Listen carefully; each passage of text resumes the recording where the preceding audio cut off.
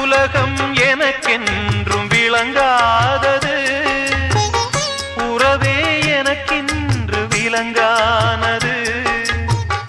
அடடா முந்தானை சிறையானது, இதுவே என் வாழ்வில் முறையானது. பாறை ஒன்றின் மேலே ஒரு பூவாய் முளைத்தாயே, உறவுக்கு உயிர் தந்தாயே. நானே எனக்கு நண்பன் இல்லையே, உன்னால் ஒரு சொந்தம் வந்ததே.